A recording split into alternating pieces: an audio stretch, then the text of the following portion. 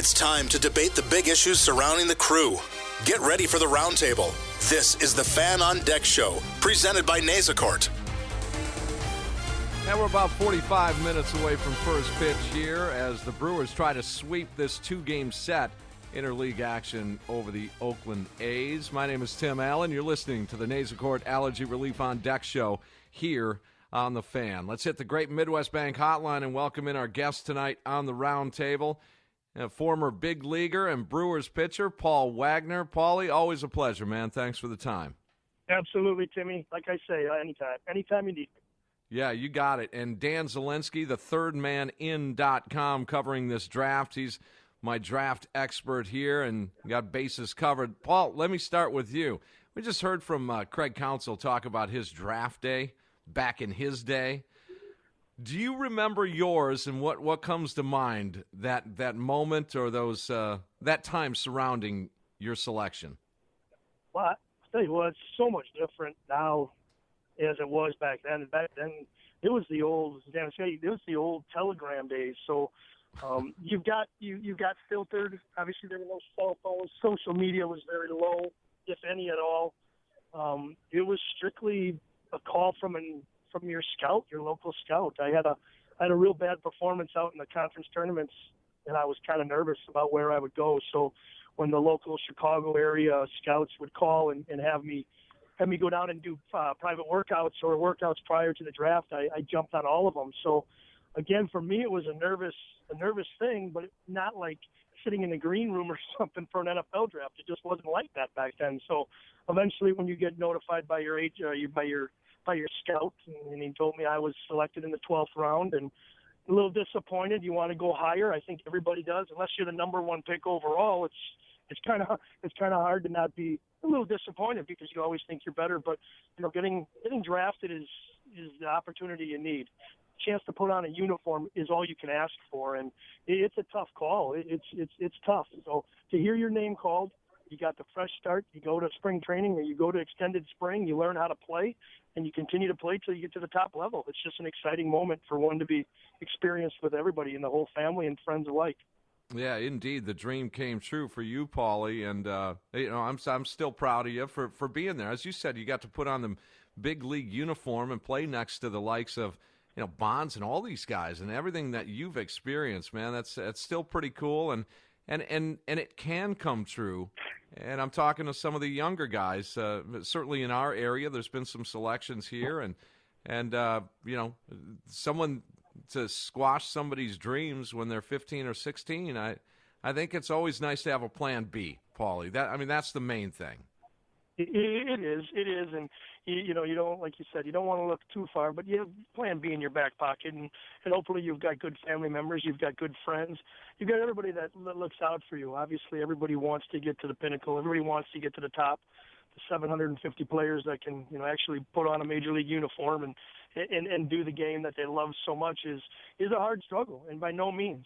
When you get to the top, it's easy for us fans, and I've become a big fan. I'm a big Brewer fan. You've known that for forever. It's hard for a fan to look at a player and contemplate, what is he thinking? How does a guy like Adam LaRoche leave $15 million on the table? This is money we've never heard of. How does this guy want to go to arbitration? How come this guy doesn't want to stay in Milwaukee? How come Prince Fielder doesn't want to do this?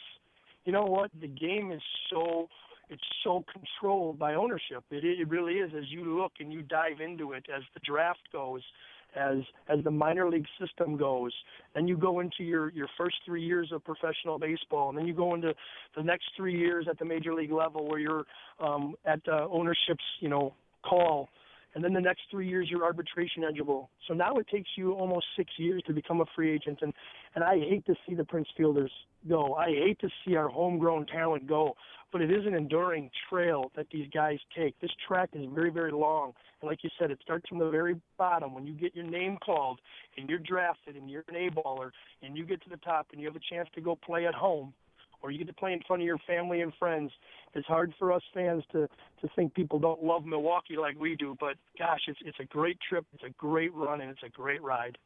That is awesome. Paul Wagner, former Brewers pitcher and big leaguer, On the roundtable here, Dan Zielinski, who's our draft expert here as we approach, we're the eve of the amateur draft, and the thirdmanin.com. Danny, you were telling us last night a little bit on the postgame show that there's been a little shakeup with one of the top-notch guys, an international guy. What's happening? Correct. Delvin Perez, Puerto Rican prep shortstop, tested positive for a performance-enhancing drug. It broke yesterday, the news, and now he's kind of a guy who probably won't be selected, at least for sure in the top part of the first round, and probably not even in the first round at all. He's a guy who many thought could go number 2 to Cincinnati, number 5 to the Brewers, and now his stock is fallen with the draft only being 1 day away. Yeah, not to be cynical about it, guys, but why would that lower his draft status? When we see what's happening with PEDs, it doesn't cost anybody any money. They end up signing contracts later on. They end up maintaining their current contract. They lose a little pittance of their contract. Maybe their contract ends like a Cabrera and goes and signs a big deal. D. Gordon signed a big deal. I mean, all these guys. I mean, why would that deter you? Dan, I'll stay with you. Why should that deter anybody knowing the foundation of what's going on in baseball these days? I think for at least the team selecting in the top part of the first round, they want someone who's they can count on. They want a high-character individual usually. Sometimes you'll see teams take risks, say, on a pitcher who's had Tommy John surgery or is coming off of Tommy John surgery. But I think that character risk is one issue. And Delvin Perez, he isn't very much of an offensive threat. He's right now just kind of a defensive guy. So I think he also has some other question marks surrounding him, just besides that test as well. So, again, he could fall somewhere in the bottom half of the first round, but I wouldn't be shocked to see him not even selected in the first round tomorrow night. Gotcha. Paulie, I excuse my cynicism here, but you know what I'm saying with, why would that limit a ball club? Isn't that inconsistent or hypocrisy at its best when you say, well, this guy just got nailed for PEDs, we better watch out here, yet the same club or other clubs, obviously, throw money at these guys even after a PED thing? I mean, it is what it is, and you can say all you want. It's about W's and L's in this game, and people want to win. But what Danny said is you're going to be under some scrutiny, but someone's going to take him. If he doesn't go last pick in the first round or a sandwich pick or that second, he's going to go high. He's a stud. I mean, he's a great ball player. And, yeah, the ramifications or what's going to happen to him for what he did, is he going to go into minor league camp with – a big PED written on his left chest? No, it's going to be the way he plays, the way he cleans up. I think just going number 1 all is just the public perception of that. And you're right. Unfortunately, Timmy, society is coming to almost to an agreement or to an allowance. They're allowing this to happen. It's part of the game. It's something that happens.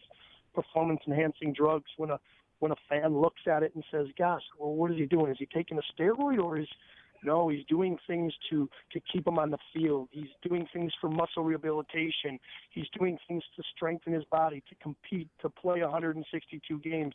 So you have two sides that are looking at this PED situation, depending on what it is actually and how it's affecting the player. But again, public perception is teetering the other way. They are turning and batting a different eye. It's not such an evil thing anymore. So you're right. If he's a great pick and maybe not at number 5, the Brewers have, I think the Brewers take that. Maybe they take the right-handed pitcher and someone down at 26 or 27 gets a steal of a deal, and, you hate to see it, but it's going to happen. Yeah, indeed. All right, Paulie Wagner still out there at Styx Academy? We're at Styx Academy, and it's out in Oconomowoc, breaking ground already on a new facility in Waukesha. Danny probably knows a bunch of kids. We have a Gavin Lux who's been out there. We've got guys in the next year's draft. We've got some great pitchers out of Heartland. We've got Nate Brown. We got Ryan Schmidt. We got Dominic going up to Michigan. We've got some great players. We got a sophomore catcher who's going to Indiana. We've got some studs that are hopefully going to hit the MLB draft board, and Danny will probably talk about it. Gavin Lux doesn't go to Arizona State. He's probably going to go in his top rounds, and a real good student, works with Larry Heisel Jr., does a lot of good things. Great kid, great player, and he's going to make a hell of a major league ball player. Indeed. Paulie, we'll talk soon. Thanks, man. Oh, awesome. Be good. Okay, there he is, Paul Wagner. And Dan, I'll end with you real quick here before the sports flash. Still, we'll get to Joe Zanzola, who has found his way inside the Brewers clubhouse, as well as visiting with an old friend of ours that played on the 2011 team for the Brewers. He is now a member of the Oakland A's. But Danny, give us 5 players right now, and this is going to assure that we get one of these next 5 players in tomorrow night's draft. Florida left-hander A.J. Puck, Mercer outfielder Kyle Lewis, left-handed prep pitcher Jason Groom, prep right-handed pitcher Riley Pint, and Corey Ray, the outfielder from Louisville. So one of those guys is going to be in a Brewers uniform, in your thoughts? Correct. Right. I think right now Jason Groom is probably the favorite for the Brewers, but I guess we'll see tomorrow night. Yeah, indeed. Dan Zielinski, hey, thanks for the time, man, all right? Thank you, Tim, as always. Yeah, you got it. Check his stuff out, thethirdmanin.com, all over this draft. They both joined me on the Great Midwest Bank Hotline.